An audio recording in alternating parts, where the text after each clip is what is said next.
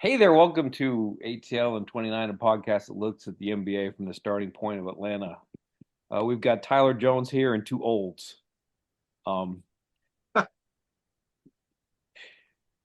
Guilty, yeah. I want to start. I want to ask Glenn this question here. right? First 5 games of the season, Dyson Daniels, 5.4 points per game, shooting 30% from the field, roughly. The last 3 games, 18 points a game. He's shooting 70% from the field. Um, Obviously, he's just playing better. But how much of this is he gets into a better comfort zone when he's not out there with Trey? Because that 5 points per game, that's exactly the games that he was playing with Trey. Now it's 18 points a game where he's like setting the table quite a bit for uh, the starting lineup that he's out there with. Yeah, I mean, offensively, it is a, a different role when he's playing next to Trey. It's a completely different role when he's playing next to Trey. As should be the case. I mean, Trey's usage is. I have to go like usage is down this year compared to most. They're sharing the ball more. They're playing through others more. They have a more offensively competent roster than they had last year, where other guys can do things. But he just looks like a guy who's worked on his game. He knows how to get to the rim, knows how to get to the floater.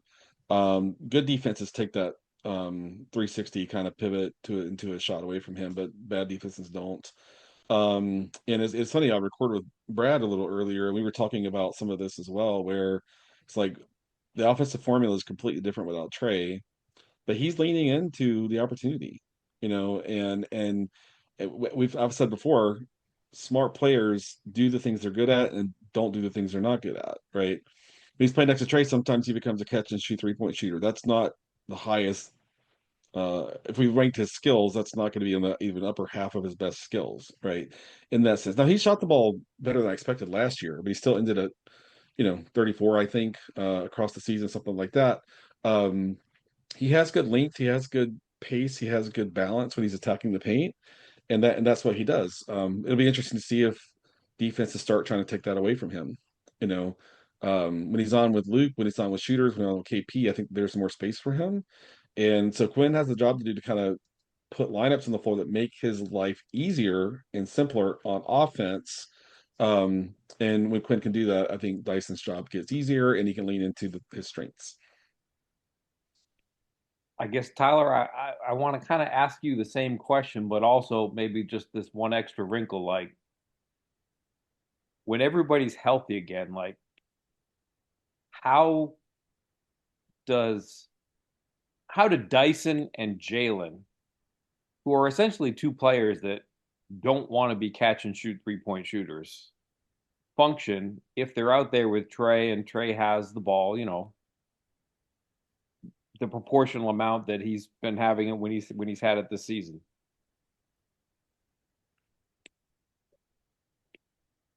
Can can can, I can Trey, Jalen, Dyson work together with Trey being his normal point guard self?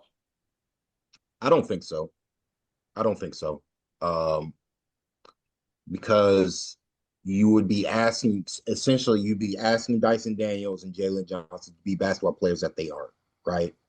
Which is catch and shoot guys. Jalen less so because he's more versatile than Dyson. Like Jalen can do the pick and pop, pick and roll stuff. Dyson can do. The issue is that you can have one of those guys doing that. You can't have two guys who are in that position, and Jalen's just better at it. Um, you know, honestly, it's probably Shay's best like half court offense is action with Trey as well. So it's just one of those things where it's like, okay, we can't have Shea, the best catch and shoot 3-point shooter of the three, be the guy, even though that would get him going offensively. So it has to be either Dyson and Jalen, and like Jalen's just better at it because he's just bigger and more athletic and finish through contact. My thing is just, at because here's my takeaway from these last couple games. Dyson looks electric. Like it's not like defenders are giving him space, and he's responding to that by eating the space up and getting to his spot downhill to the front of the rim, collapsing defense, and then kicking out the shooters. And quite frankly, he doesn't need a screen to do it. He doesn't need a screen to get 2 feet in the paint. And anytime, and interesting enough, I've noticed that when defenders try to press up on him, he's physically going through them, right? And then he's causing, even more. He's causing more rotations because he's collapsing defense. I'm of the opinion, just because I think Dyson is really showing that he has real on-ball talent in ways that I think people may be surprised by in the Hawks organization, perhaps. Like I've contended that his best position has always been point guard, even going back to when he was a prospect. And like I think this is where he's most comfortable, in that Jimmy Butler like role where he drives to facilitate. He's driving to get collapse defense, and then if he has a physical advantage, he's going to go to his floater. I think this is good for him, just to really establish himself, to see where he can take this offensively, because one, they do need this type of player. And like I've been really impressed with what Dyson's brought to the table. To me, I think it's more the requisite is on Trey to be more dynamic off the ball, just in general, just because of the time. Like, this roster is not built for Trey Young to excel at the highest levels. Like, he doesn't have the elite role big offensive rebounding big man. Like, that's just not the way this team is built. And so I think it's on Trey more to adjust than having Dyson stay. Because like having what the Hawks were doing the first whatever games with Trey with Dyson was not working. Like, that was a recipe for absolute failure to me. He was going to play better than that, but like that's not how he won Most Improved Player of the Year last year. Like, it's just not. So I think it's going to be on Trey more to adjust his game to Dyson than the other way around. And that's because Trey's more versatile, right? Like, isn't that part of it, or no? I think it's more because I think it's more of a function of the reality of Trey Young's game needing to evolve past what it's been. To me, he's getting older. It's been a little bit too, and to me, the last couple of seasons, it's just been too easy for defenders to play up on him, and him just not going by them. Like, he's no longer able to get by. He can still do it in spurts, but he's no longer able to consistently, like, if they're pressing him 94 feet, he just can't just sprint past the guy, and then get to wherever he wants to go and create good offense that way.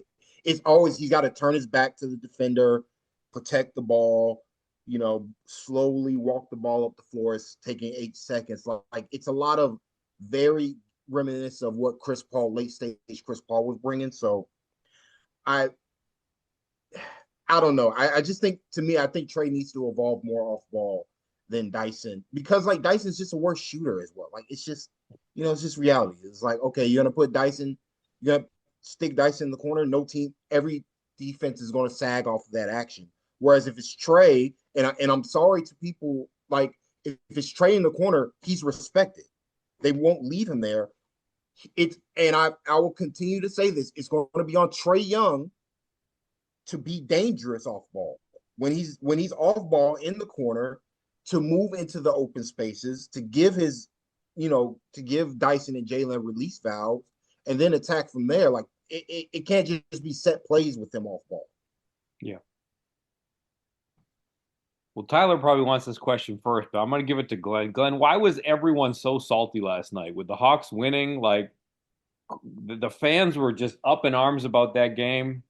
And to be fair to Quinn Snyder, like, if you go and listen to the whole press conference, there were a couple of real dog questions in there. Not Lauren's question about load manage or minutes management for Riza. That was a perfectly reasonable question, but there were just some some questions where you could see, okay, like maybe Quinn got a little bit frustrated, but Quinn was in an awful mood too. Like that whole presser that he did last night was a borderline disaster. Like, why the Hawks won? Like they did some stuff. Why was everybody Hold so on, upset? no, I gotta cut in. I gotta cut No, in for no, the this is wait, for wait, no, Glenn. no, no, because he almost lost the game the same way he lost the Cavs game, where he goes small and he doesn't adjust to what the defense is doing.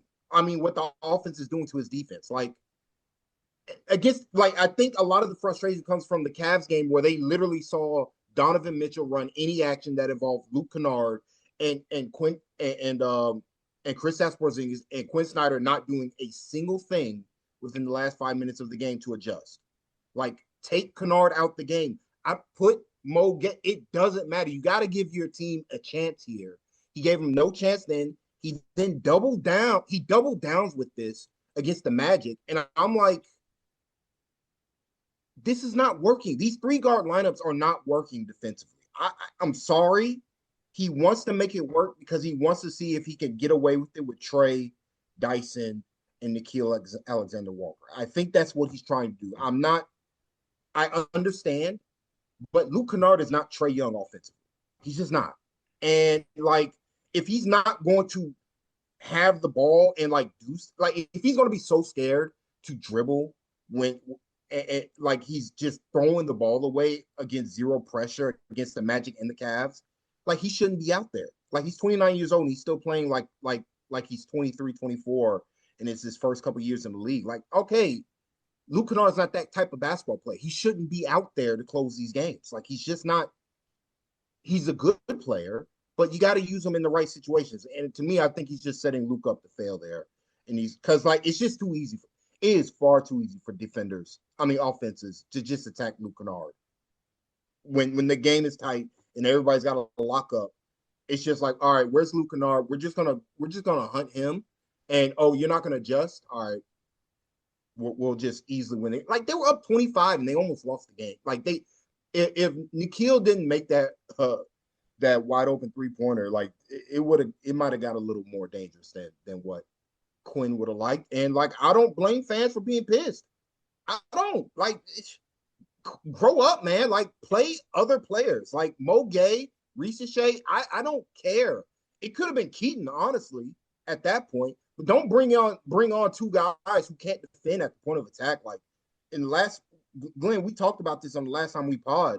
Last 5 minutes of the games, you got to put out lineups that can defend. If you don't, you're begging to get burnt because this team, particularly without Trey Young, does not have the offensive creation to survive bad defensive stretches. They just don't. I am a big proponent of having Mo out there in the Luke Kennard minutes.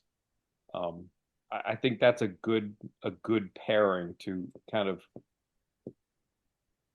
have two players out there whose strengths complement each other. Now, Glenn, do you want to answer that same question or do you want to prompt to have a No, slightly different version? I'll answer it. For me, and this is me speculating what Quinn's thought process is, which is kind of irresponsible, but I'm going to do it anyway, right? So neither Dyson nor Nikhil Alexander Walker have ever in their careers run an offense during crunch time to close a game. That's never been a role they've had, right? Luke Kennard is the most secure ball handler they have of that three, right? And he's just a grown up, responsible adult, right? Now there are trade offs on the other end. That Tyler's exactly right. There are trade offs on the other end of the court that kind of come with that.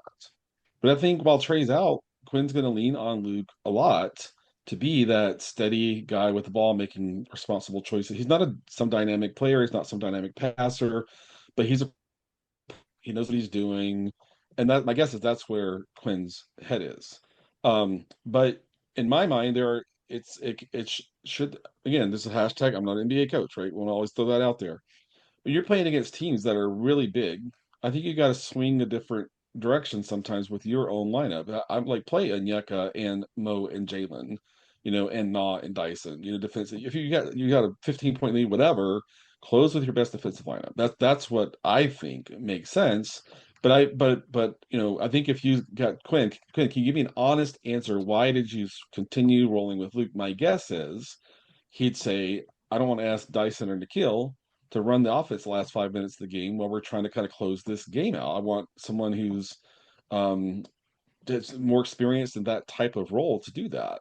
So that's my guess. But yeah, it's I and I was talking with Brad on his pod earlier. I said, Quinn doesn't want our sympathy. He doesn't want our empathy. He's fully capable of making decisions. He's all that sort of stuff. I think he knows what he's doing, even if his choices sometimes look a little different than maybe I think they should look. But again, he's been an NBA coach for a lot of years. I've never you know done anything like that before. And so I think he's just trying to kind of roll with his vets, like most NBA coaches, really lean on their vets. I think that's what he's doing. But for me, is like I want Mo to start closing games. I mean, he's too good and too impactful defensively. But so with Luke, you get the offensive value. Not like again, he's not dynamic. I mean, he's a dynamic shooter. Like he's one of the best shooters in the league, hands down. I mean, it's not like he's some great passer or whatever, but he's just responsible with the ball. In that sense, so you got to decide: are we going to swing offense or defense, or am I going to throw a balanced lineup that has a good mix of both offensive and defense capability? And I think that those decisions should be different based on opponent, time and score, etc. That's my view. But my guess is he's just leaning on his vets like NBA, like every single NBA coach does in the fourth quarter. I mean, my only counter to this is that Luke Kennard doesn't have the ball in his hands to close the game anyway. He's not bringing the ball up the floor. They're not running actions for him. They didn't run any actions for him against the Cavs to close the game. He's just out there spacing the floor. So it's like I'm like, well, what's the purpose of Luke out here other than the spacing that he's providing, which is good? When the Hawks are constantly taking the ball out of the basket to close the game, when teams are just it's again my point isn't that Luke isn't a good player. My point is, particularly in closing time, when offenses really just go, we're going matchup hunting exclusively. Which is something Orlando likes to do. Like they love that. It's all Orlando. It's literally all Orlando had. They couldn't do anything when the Hawks matched up physically. When you put Luke out there, but you're not using him on offense, like what's the point? Like he's not getting threes up in a high volume. Like he's not a high volume 3-point shooter. He's not a dynamic offensive player. He is good in the limited role that you use him. But when you're extending a role player past what he can do, that's when the cracks start to show. And it's, again, like the one time he had the ball, he just threw it away. Like he literally just threw it away when Jalen Johnson's cutting to the rim. I'm like, the man, respect to Luke. He's been a vet. He's been a good player. He has zero interest in physicality and contact and athleticism. Like he doesn't want to engage with the elite athletes of the NBA. He wants to play off of people. So, but when you're playing off of somebody, it's kind of easy to defend him if you're a good defensive player. And that's what the Hawks run into. To like when he's out there in the closing lineups, that's against the team's best defensive lineup typically. They put good defenders on Luke. He can't get his shot off. All right, now what else can he provide? It's not much, just because of the nature of what closing lineups are. So to me, I'm like, hey man, if you don't trust Ricochet, that's fine. Then get Mo out there. Like please play Mo more. Like he is a true difference maker defensively, and his defense leads to offense. Like that's how the Hawks win games is transition. They have to get stops to play in transition. If they're playing in the half court, you're begging to lose. That like he's got to understand half court offense, unless it's Kristaps post up, it's just not happening for this team right now. So I just think there needs to be a little bit more realistic expectation of what you're expecting out of Luke Kennard as a basketball player. Like both from the fans and from the coaching staff, he's a good player. I'm not saying he's not good. I'm just saying there's a reason why the Hawks only signed him for 1 year for $11 million. Like he's not, because he's not a shot generator, like an offensive engine, while also being a liability on defense. It's very hard to fit him in closing lineups. So Quinn just needs to be more just he just needs to trust Mo more. Like that's just my takeaway. Like just get Mo out there, man. Like who cares what the lineup is? He can defend anybody. Get some stops, play in transition, win the game. So you've talked about Luke and sort of the way that the Hawks sort of rode him for quite a bit at the end of the game. Were you surprised that they went to Veet late in the game? Like, did that? Yes, for Yes. sure. Yeah, but yeah, and Luke, yeah, I mean, just one thing on Luke, he doesn't bring the ball up, but they run. Well, they changed what they ran against some Magic. They've been running like two out, like that set 95% of the time for him. And then last night they were running wide single, a different way to get him on the ball. And I'll post those on Twitter tomorrow. I'll post an example of wham and wide single and two out and all that sort of stuff so you can kind of see what it is. But they don't want him bringing the ball up. They want to get him to the 3 point, either in two out, you go to the 3 point break, and wide single, you're up near half court in the corner, then you get the screen from the big man and you come to the middle floor and get the ball and you initiate from there. So they ran a lot of wide single for him last night, a lot of it. Again, he's not dynamic with the basketball. No one's making that case here. I think Quinn is just like he's a vet, he's responsible. And but I want to see more Mo. I mean, I'm I'm team more Mo for sure. I mean, he's just been so good defensively. Has such an impact. The challenge is whose minutes do you take away to make more room for him? Do you play Jalen at the three to make that fit? You're booting some shooting out of your lineup offensively when you play Mo and Jalen together, along with Dyson, whatever that looks like. Thank good both of the bigs can shoot decently. Both of the centers can shoot. That helps a little bit there. Um, but yeah, I mean, it's funny, this conversation I have almost with myself is Mo is going to force Quinn to play him more. He's too good. He's too good to not play more. The question is how does Quinn find more minutes for him unless he's just going to play a big lineup 3 through 5, a really big lineup 3 through 5. I think while Trey's out, they really need to lean on their defensive capabilities. I think they need to win with their defense. They've been getting better on that end, for sure. And I think they need to use defense to create offense. I think we talked about that on the last episode where we recorded. Because if you get down to being down 3 points, 5 points, whatever, 2 minutes to go, they don't have anyone they can put on the floor that can create their own shot. Except maybe Jalen, Jalen, I don't think. I'm trying to think. Jalen, no, they've never run a play for Jalen late in the game for him to take the shot. Not one time in his whole career. He's never done that. Not even one time. Not even one time. Right. So they have to establish a lead, get to the middle of the fourth quarter with an 8, 10, 12 point lead, close with the best defensive lineup. That's the formula that I think makes sense. All right. And Veet? I mean, yeah, I mean, Veet has developed into being a really good shooter, Yeah. but he's it's a little bit like a Luke clone. They're gonna go hunt him. He's not strong enough. He's not physical enough.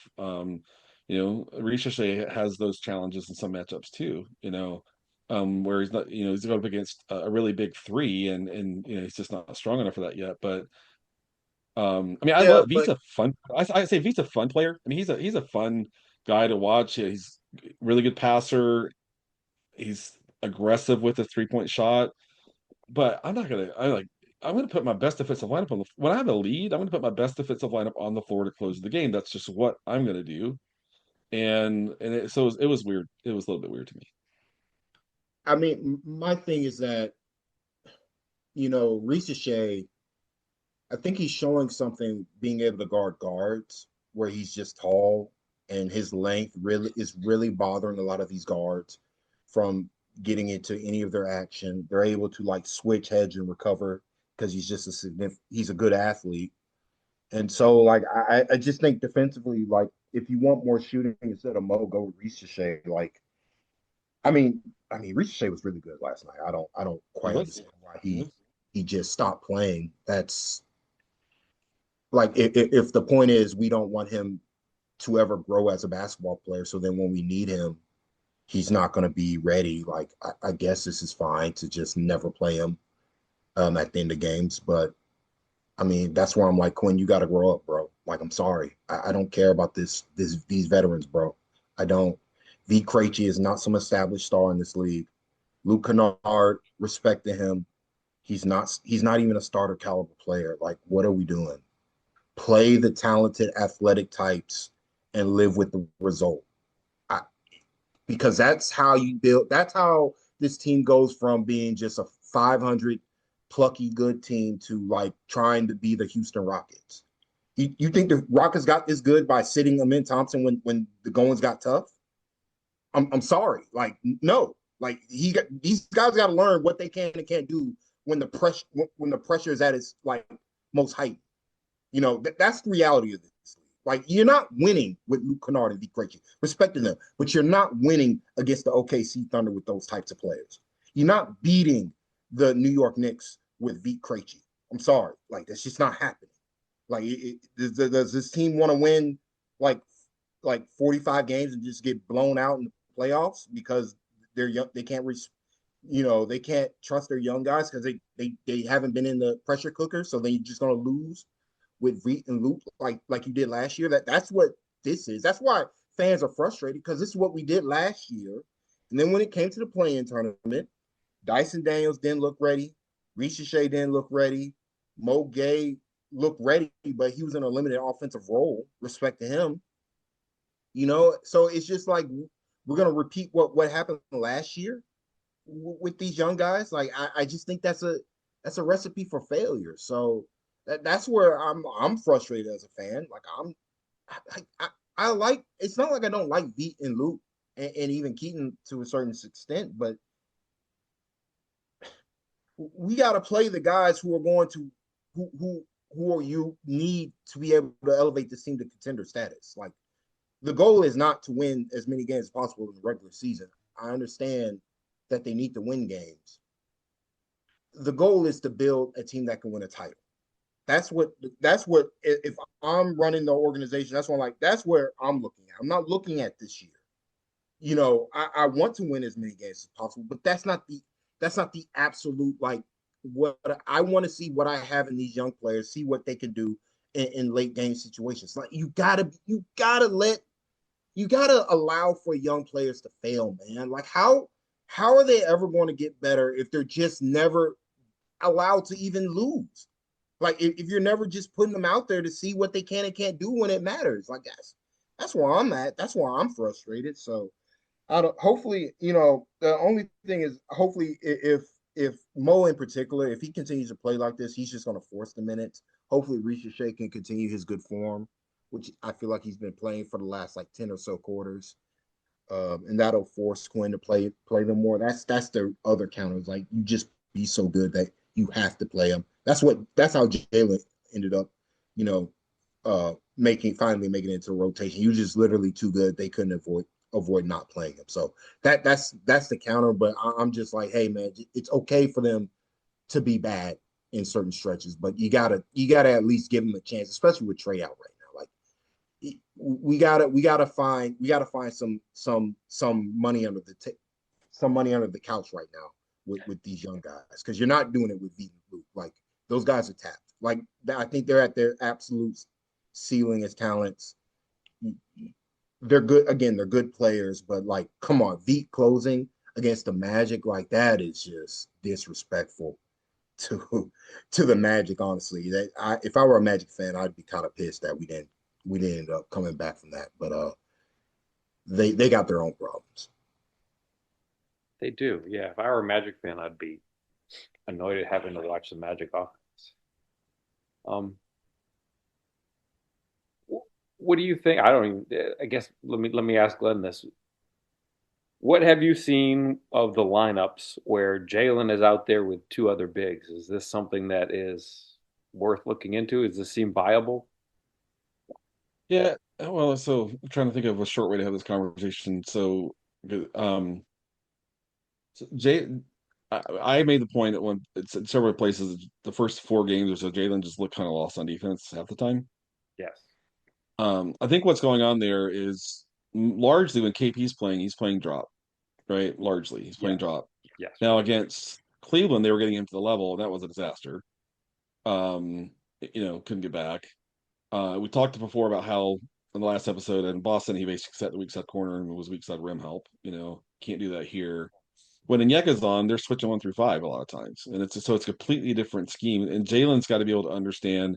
Okay, when I'm on next to Onyeka, we're doing this. When I'm on next to KP, we're doing this, and it's a completely different scheme. It's a completely different way to, flow ball handlers towards KP. Make sure KP is in the right place. KP has the play measured, feel all that sort of stuff, and that's been better. I think the last few games. I think it looks like it's getting better. But switching 1 through 5 with the right lineup, you can do that, right? And that's with Onyeka at the 5. Um, Now, when KP's in drop, that does not impact the guards or the small forward, right? That doesn't really meaningfully impact what they're doing. But what Jalen has to do is completely different depending upon which center he's on the floor and playing next to. If KP's trying to stay in the middle of the floor, Jalen's got to find some other way to kind of be active and involved in et cetera. When they're switching 1 through 5, Jalen can use his dynamic athleticism and switch and all that sort of stuff. So I think his worst minutes are the ones with KP. I think those are his hardest minutes. Because even last year they switched a lot 1 through 5 last year, a ton. That was towards the end of the season. Obviously, Jalen was hurt, but I think the scheme delta between when KP or OO is on is impacting Jalen the most by a lot, but he still should be able to figure it out.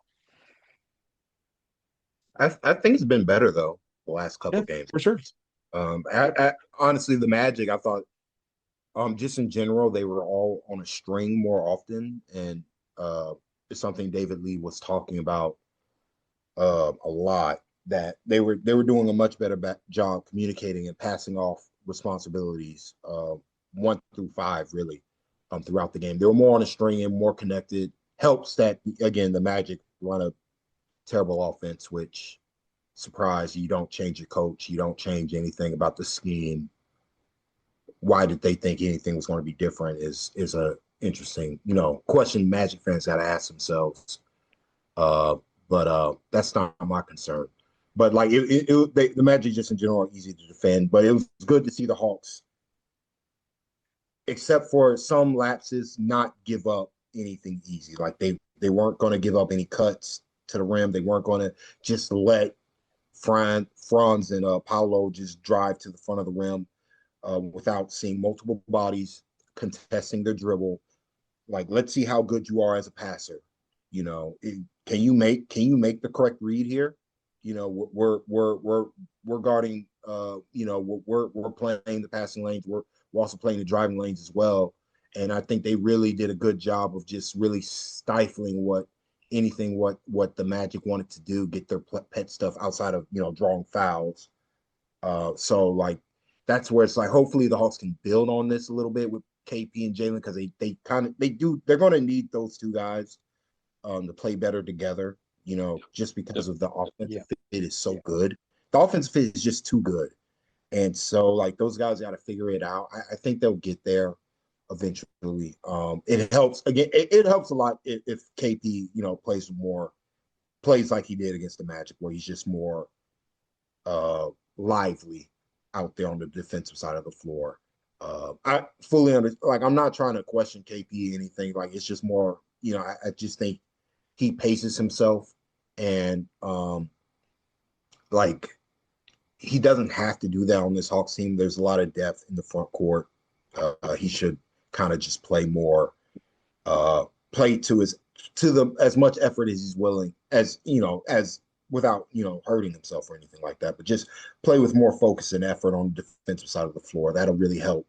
That'll make Jalen's life a little bit easier, where he doesn't feel like he has to do everything once the shot goes up and like grab every defensive rebound and stuff like that. We can have a little bit more focus on that side of the floor defensively, because offensively, again, like those two, I really like what they're able to do on the floor together.